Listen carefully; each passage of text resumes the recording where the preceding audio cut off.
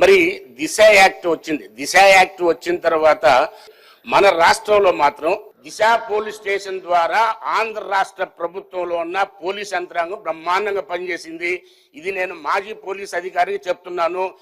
దిశ app గురించి మాట్లాడుతున్నారు. గౌరవ సభ్యులు కూడా పోలీస్ డిపార్ట్మెంట్ నుంచి వచ్చారన్నారు. సంతోషం అధ్యక్ష. అధ్యక్ష, పోలీస్ డిపార్ట్మెంట్ లో వచ్చిన మా సభ్యులకి కానీ మీ చైర్కి కానీ అడుగుతున్నాను అధ్యక్ష, అసలు దిశ చట్టం అనేది ఉందా? దిశ చట్టం చట్టబద్ధత జరిగిందా?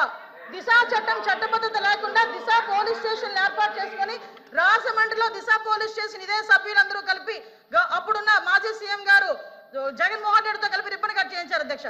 ఇక్కడ ఎంత దౌర్భాగ్యమైన పరిస్థితి అంటే అధ్యక్ష, అదే రోజు సాయంత్రం ఒక సామూహిక అత్యాచారం 3 రోజుల పాటు ఒక మైనర్ బాలికని, దళిత బాలికని అత్యాచారం చేసి అదే దిశ పోలీస్ స్టేషన్ ముందు వదిలేసి వెళ్ళారు అధ్యక్ష. పోలీసులకి ఛాలెంజ్ చేశారు అధ్యక్ష ఒక రేపులు చేసే వ్యక్తి. ఆ రోజు ఏం జరిగింది అధ్యక్ష?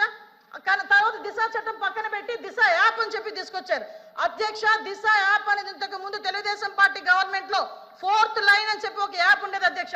దాన్ని కన్వర్ట్ చేసి దిశ యాప్ అని పెట్టారు.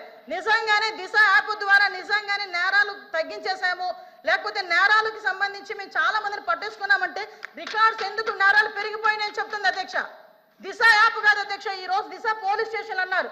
ఆ రోజు మహిళా పోలీస్ స్టేషన్ బోర్డులు తీసి దిశ పోలీస్ స్టేషన్ అని పెట్టడం నిజం కాదా అధ్యక్ష? మీ సభ్యులు చెప్పాలి. పోలీస్ ఆఫీసర్ కదా ఆయన.